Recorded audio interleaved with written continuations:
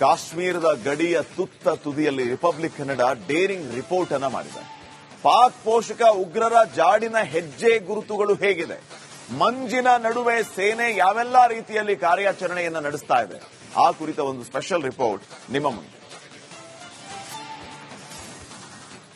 ನಿಮ್ಮ ರಿಪಬ್ಲಿಕ್ ಕನ್ನಡ ಈ ಸದ್ಯ ಗುಲ್ಮಾರ್ಗ್ನ 2ನೇ ಫೇಸ್ ತಲುಪಿರುವಂತದ್ದು.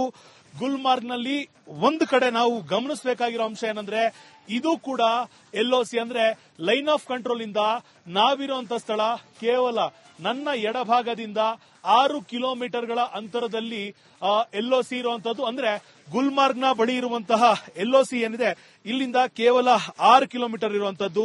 ಪೆಹಲ್ಗಾವ್ನ ದುರ್ಘಟನೆ ನಡೆದಂತ ಸಂದರ್ಭದಿಂದ ಈ ನಮ್ಮ ಭಾರತದ LOCಗಳು ಎಲ್ಲೆಲ್ಲಿ ಇದ್ದಾವೆ ಅಷ್ಟೂ ಜಾಗದಲ್ಲಿ ಒಂದ್ ಕಡೆ ಪಿರ್ಪಂಜಾರ್ ಇರ್ಬೋದು, ಮತ್ತೊಂದ್ ಕಡೆ ಗುಲ್ಮಾರ್ಗ್ ಇರ್ಬೋದು, ಮತ್ತೊಂದ್ ಕಡೆ ರಜೌರಿ ಇರ್ಬೋದು, ಮತ್ತೊಂದ್ ಕಡೆ ಕುಪ್ವಾರ ಇರ್ಬೋದು. ಇಂತಹ ಅನೇಕ ಸ್ಥಳಗಳಲ್ಲಿ ಕೇವಲ 12 ರಿಂದ 13 ದಿನಗಳಲ್ಲಿ 45 ರಿಂದ 50 ಬಾರಿ ಸೀಸ್ ಫೈರ್ ಉಲ್ಲಂಘನೆ ಆಗಿರುವಂತದ್ದು. ಮತ್ತೊಂದು ವಿಚಾರವನ್ನ ನಾವು ಗಮನಿಸಬೇಕೇನಂದ್ರೆ, ಕ್ಯಾಮರಾ ಪರ್ಸನ್ ಮಂಜುನಾಥ್ ನನ್ನ ಹಿಂಭಾಗದಲ್ಲಿರುವಂತಹ ಮೋಡ ಕವಿದಿರುವಂತಹ ಒಂದು ಜಾಗವನ್ನ ನಾವೇನ್ ನೋಡ್ತಾ ಇದೀವಿ, ಇದೇ ಸ್ಥಳದಲ್ಲೇ ಪೀರ್ಪಾಂಜಲ್ನ ರೇಂಜ್ ಇರುವಂತದ್ದು. ಈ ಪೀರ್ಪಾಂಜಲ್ ರೇಂಜ್ ಯಾಕೆ ಅಷ್ಟು ಇಂಪಾರ್ಟೆಂಟ್ ಅಂತ ನಾವು ನೋಡೋದಾದ್ರೆ, ಇನ್ಫಿಲ್ಟ್ರೇಷನ್ ಅಂತ ಏನ್ ಹೇಳ್ತೀವಿ ಅಂದ್ರೆ, ಉಗ್ರಗಾಮಿಗಳು ದೇಶಕ್ಕೆ ನುಸುಳುವಂತಹ ಒಂದು ಅವರಿಗೆ ಇಷ್ಟವಾಗುವಂತಹ ಸ್ಥಳ ಆಗುತ್ತೆ. ಅದರ ಜೊತೆಗೆ ಮತ್ತೊಂದು ಭಾಗ ರಜೌರಿ, ಈ ಒಂದು ಬೆಟ್ಟದ ಹಿಂಭಾಗದಲ್ಲಿ ರಜೌರಿ ಇರುವಂತದ್ದು, ಅಲ್ಲೂ ಕೂಡ ದೇಶಕ್ಕೆ ನುಸುಳುವಂತಹ ಕೆಲಸವನ್ನ ಉಗ್ರಗಾಮಿಗಳು ಮಾಡ್ತಿರುವಂತದ್ದು.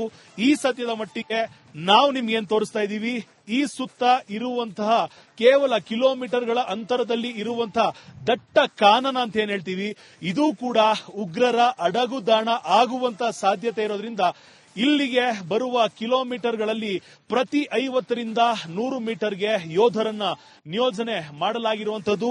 ಇಲ್ಲಿ ಪೆಹಲ್ಗಾವ್ನಲ್ಲಿ ನಡೆದಂತ ಘಟನೆ ಮತ್ತೊಮ್ಮೆ ನಡೀಬಾರದು ಅನ್ನೊಂದು ಕಾರಣದಿಂದಾಗಿ ಇಲ್ಲಿ ಅತ್ಯಂತ ಹೆಚ್ಚಿನ ಸಂಖ್ಯೆಯಲ್ಲಿ ಯೋಧರ ನಿಯೋಜನೆಯನ್ನ ಮಾಡಲಾಗಿರೋದನ್ನ ನಾವು ಗಮನಿಸಿದ್ದೇವೆ.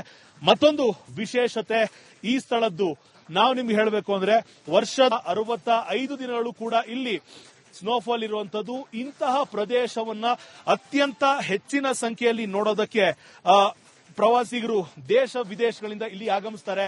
ಈ ಸದ್ಯ ಪೆಹಲ್ಗಾವ್ನ ದುರ್ಘಟನೆ ಆಯ್ತು ಅನ್ನೋ ಒಂದು ಕಾರಣದಿಂದಾಗಿ ಇಲ್ಲಿ ಇರಬೇಕಾದಂತ ಸಾವಿರಾರು ಜನಸಂಖ್ಯೆ ಈಗ 100ರಿಗೆ ಇಳಿದಿದೆ ಅಂತ ಹೇಳಬಹುದು. ಕಾಶ್ಮೀರದ ಗಡಿಯ ತುತ್ತ ತುದಿಯಲ್ಲಿ ರಿಪಬ್ಲಿಕ್ ಕನ್ನಡ ಡೇರಿಂಗ್ ರಿಪೋರ್ಟ್ ಅನ್ನ ಮಾಡಿದೆ. ಪಾಕ್ ಪೋಷಕ ಉಗ್ರರ ಜಾಡಿನ ಹೆಜ್ಜೆ ಗುರುತುಗಳು ಹೇಗಿದೆ, ಮಂಜಿನ ನಡುವೆ ಸೇನೆ ಯಾವೆಲ್ಲಾ ರೀತಿಯಲ್ಲಿ ಕಾರ್ಯಾಚರಣೆಯನ್ನ ನಡೆಸ್ತಾ ಇದೆ, ಆ ಕುರಿತ ಒಂದು ಸ್ಪೆಷಲ್ ರಿಪೋರ್ಟ್ ನಿಮ್ಮ ಮುಂದೆ. ನಿಮ್ಮ ರಿಪಬ್ಲಿಕ್ ಕನ್ನಡ ಈ ಸದ್ಯ ಗುಲ್ಮಾರ್ಗ್ನ 2ನೇ ಫೇಸ್ ತಲುಪಿರುವಂತದ್ದು.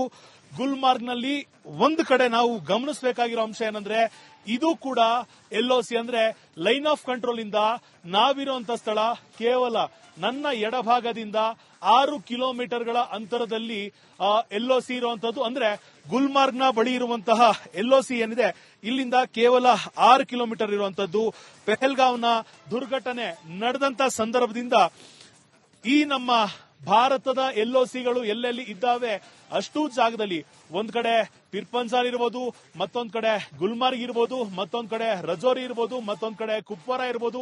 ಇಂತಹ ಅನೇಕ ಸ್ಥಳಗಳಲ್ಲಿ ಕೇವಲ 12 ರಿಂದ 13 ದಿನಗಳಲ್ಲಿ 45 ರಿಂದ 50 ಬಾರಿ ಸೀಸ್ ಫೈರ್ ಉಲ್ಲಂಘನೆ ಆಗಿರುವಂತದ್ದು.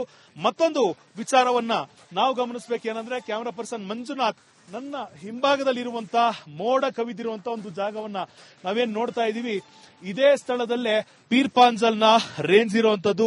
ಈ ಪೀರ್ಪಾಂಜಲ್ ರೇಂಜ್ ಯಾಕೆ ಅಷ್ಟು ಇಂಪಾರ್ಟೆಂಟ್ ಅಂತ ನಾವು ನೋಡೋದಾದ್ರೆ, ಇನ್ಫಿಲ್ಟ್ರೇಷನ್ ಅಂತ ಏನ್ ಹೇಳ್ತೀವಿ ಅಂದ್ರೆ, ಉಗ್ರಗಾಮಿಗಳು ದೇಶಕ್ಕೆ ನುಸುಳುವಂತಹ ಒಂದು ಅವರಿಗೆ ಇಷ್ಟವಾಗುವಂತಹ ಸ್ಥಳ ಆಗುತ್ತೆ. ಅದರ ಜೊತೆಗೆ ಮತ್ತೊಂದು ಭಾಗ ರಜೌರಿ, ಈ ಒಂದು ಬೆಟ್ಟದ ಹಿಂಭಾಗದಲ್ಲಿ ರಜೌರಿ ಇರುವಂತದ್ದು, ಅಲ್ಲೂ ಕೂಡ ದೇಶಕ್ಕೆ ನುಸುಳುವಂತಹ ಕೆಲಸವನ್ನ ಉಗ್ರಗಾಮಿಗಳು ಮಾಡ್ತಿರುವಂತದ್ದು. ಈ ಸದ್ಯದ ಮಟ್ಟಿಗೆ ನಾವು ನಿಮ್ಗೆ ಏನ್ ತೋರಿಸ್ತಾ ಇದೀವಿ, ಈ ಸುತ್ತ ಇರುವಂತಹ ಕೇವಲ ಕಿಲೋಮೀಟರ್ಗಳ ಅಂತರದಲ್ಲಿ ಇರುವಂತಹ ದಟ್ಟ ಕಾನನ ಅಂತ ಏನ್ ಹೇಳ್ತೀವಿ, ಇದು ಕೂಡ ಉಗ್ರರ ಅಡಗುದಾಣ ಆಗುವಂತಹ ಸಾಧ್ಯತೆ ಇರೋದ್ರಿಂದ ಇಲ್ಲಿಗೆ ಬರುವ ಕಿಲೋಮೀಟರ್ಗಳಲ್ಲಿ ಪ್ರತಿ 50 ರಿಂದ 100 ಮೀಟರ್ಗೆ ಯೋಧರನ್ನ ನಿಯೋಜನೆ ಮಾಡಲಾಗಿರುವಂತದ್ದು. ಇಲ್ಲಿ ಪೆಹಲ್ಗಾಂವ್ನಲ್ಲಿ ನಡೆದಂತ ಘಟನೆ ಮತ್ತೊಮ್ಮೆ ನಡೀಬಾರದು ಅನ್ನೊಂದು ಕಾರಣದಿಂದಾಗಿ ಇಲ್ಲಿ ಅತ್ಯಂತ ಹೆಚ್ಚಿನ ಸಂಖ್ಯೆಯಲ್ಲಿ ಯೋಧರ ನಿಯೋಜನೆಯನ್ನ ಮಾಡಲಾಗಿರೋದನ್ನ ನಾವು ಗಮನಿಸಿದ್ದೇವೆ.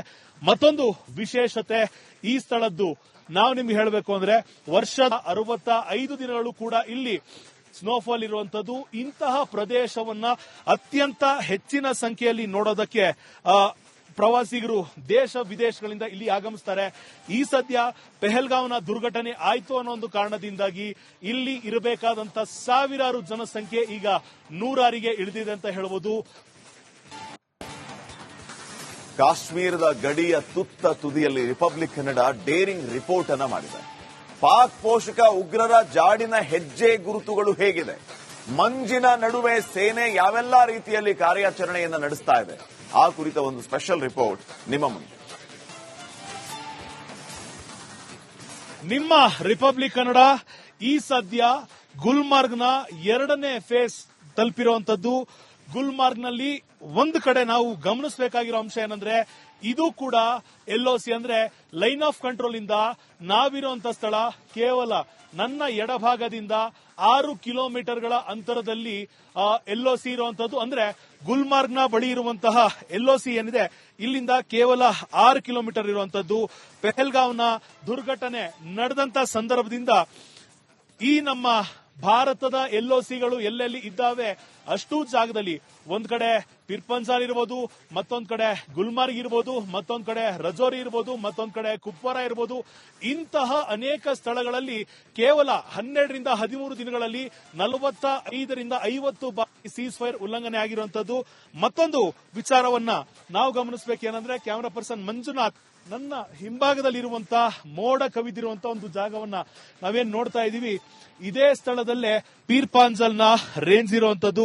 ಈ ಪೀರ್ಪಾಂಜಲ್ ರೇಂಜ್ ಯಾಕೆ ಅಷ್ಟು ಇಂಪಾರ್ಟೆಂಟ್ ಅಂತ ನಾವು ನೋಡೋದಾದ್ರೆ ಇನ್ಫಿಲ್ಟ್ರೇಷನ್ ಅಂತ ಏನ್ ಹೇಳ್ತೀವಿ ಅಂದ್ರೆ ಉಗ್ರಗಾಮಿಗಳು ದೇಶಕ್ಕೆ ನುಸುಳುವಂತಹ ಒಂದು ಅವರಿಗೆ ಇಷ್ಟವಾಗುವಂತಹ ಸ್ಥಳ ಆಗುತ್ತೆ. ಅದರ ಜೊತೆಗೆ ಮತ್ತೊಂದು ಭಾಗ ರಜೌರಿ, ಈ ಒಂದು ಬೆಟ್ಟದ ಹಿಂಭಾಗದಲ್ಲಿ ರಜೌರಿ ಇರುವಂತದ್ದು, ಅಲ್ಲೂ ಕೂಡ ದೇಶಕ್ಕೆ ನುಸುಳುವಂತಹ ಕೆಲಸವನ್ನ ಉಗ್ರಗಾಮಿಗಳು ಮಾಡ್ತಿರುವಂತದ್ದು. ಈ ಸದ್ಯದ ಮಟ್ಟಿಗೆ ನಾವು ನಿಮ್ಗೆ ಏನ್ ತೋರಿಸ್ತಾ ಇದೀವಿ, ಈ ಸುತ್ತ ಇರುವಂತಹ ಕೇವಲ ಕಿಲೋಮೀಟರ್ಗಳ ಅಂತರದಲ್ಲಿ ಇರುವಂತಹ ದಟ್ಟ ಕಾನನ ಅಂತ ಏನ್ ಹೇಳ್ತೀವಿ, ಇದು ಕೂಡ ಉಗ್ರರ ಅಡಗುದಾಣ ಆಗುವಂತಹ ಸಾಧ್ಯತೆ ಇರೋದ್ರಿಂದ ಇಲ್ಲಿಗೆ ಬರುವ ಕಿಲೋಮೀಟರ್ಗಳಲ್ಲಿ ಪ್ರತಿ 50ರಿಂದ 100 ಮೀಟರ್ಗೆ ಯೋಧರನ್ನ ನಿಯೋಜನೆ ಮಾಡಲಾಗಿರುವಂತದ್ದು. ಇಲ್ಲಿ ಪೆಹಲ್ಗಾಂವ್ನಲ್ಲಿ ನಡೆದಂತ ಘಟನೆ ಮತ್ತೊಮ್ಮೆ ನಡೀಬಾರದು ಅನ್ನೊಂದು ಕಾರಣದಿಂದಾಗಿ ಇಲ್ಲಿ ಅತ್ಯಂತ ಹೆಚ್ಚಿನ ಸಂಖ್ಯೆಯಲ್ಲಿ ಯೋಧರ ನಿಯೋಜನೆಯನ್ನ ಮಾಡಲಾಗಿರೋದನ್ನ ನಾವು ಗಮನಿಸಿದ್ದೇವೆ. ಮತ್ತೊಂದು ವಿಶೇಷತೆ ಈ ಸ್ಥಳದ್ದು ನಾವು ನಿಮ್ಗೆ ಹೇಳಬೇಕು ಅಂದ್ರೆ ವರ್ಷದ 65 ದಿನಗಳು ಕೂಡ ಇಲ್ಲಿ ಸ್ನೋಫಾಲ್ ಇರುವಂತದ್ದು. ಇಂತಹ ಪ್ರದೇಶವನ್ನ ಅತ್ಯಂತ ಹೆಚ್ಚಿನ ಸಂಖ್ಯೆಯಲ್ಲಿ ನೋಡೋದಕ್ಕೆ ಪ್ರವಾಸಿಗರು ದೇಶ ವಿದೇಶಗಳಿಂದ ಇಲ್ಲಿ ಆಗಮಿಸ್ತಾರೆ. ಈ ಸದ್ಯ ಪೆಹಲ್ಗಾಂವ್ನ ದುರ್ಘಟನೆ ಆಯ್ತು ಅನ್ನೋ ಒಂದು ಕಾರಣದಿಂದಾಗಿ ಇಲ್ಲಿ ಇರಬೇಕಾದಂತ ಸಾವಿರಾರು ಜನಸಂಖ್ಯೆ ಈಗ 100ರಿಗೆ ಇಳಿದಿದೆ ಅಂತ ಹೇಳಬಹುದು.